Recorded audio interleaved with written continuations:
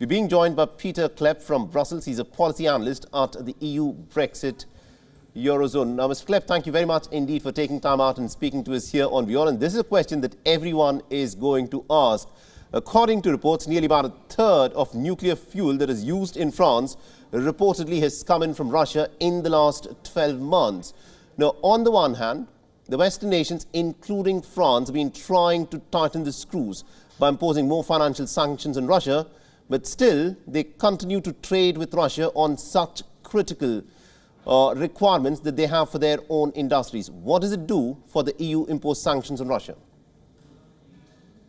Well, obviously, if these statistics are accurate, and the French government seems to be denying a number of things, but if this is accurate, then of course we can discover quite a bit of hypocrisy.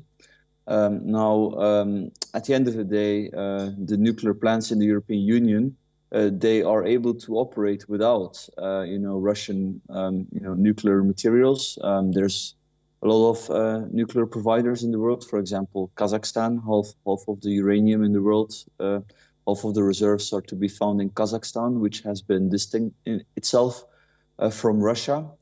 An important thing to keep in mind here is that this report is coming from Greenpeace, which is fanatically against nuclear power, despite the fact that this organization is very alarmist about global warming, that it is always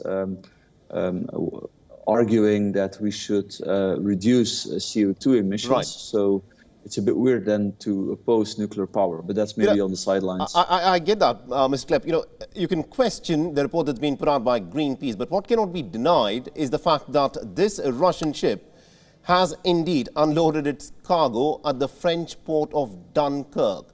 Now, these are very concrete reports of trade that is taking place between Russia and France. And this is something in a very critical technology. This is nuclear enriched fuel that Russia is now supplying to France. With that being the case, do you think France would be a reliable ally in the Ukraine war?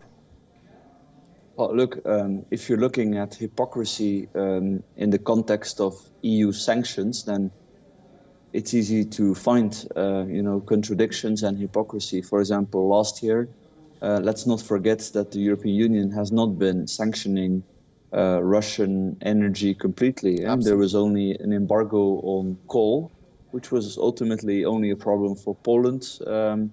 There was a sort of a half-hearted embargo on Russian oil, but the European countries have never restricted Russian gas. Absolutely. It's Russia, it's Putin that has been cutting off the gas. Yes, Germany has ended the project of Nord Stream 2, but there was no gas flowing already. It had not yet been activated. So there's many contradictions in the sanctions. And I think more importantly, if we look back at the important questions, have these sanctions done much good to help Ukraine? I think even the biggest proponent of sanctions will admit that the weapon deliveries to Ukraine have been much more effective in helping the Ukrainians defend themselves against this brutal invasion by Putin than the sanctions. Absolutely indeed. Mr. Klepp, thank you very much indeed for joining us and getting us all those insights there. WION is now available in your country. Download the app now and get all the news on the move.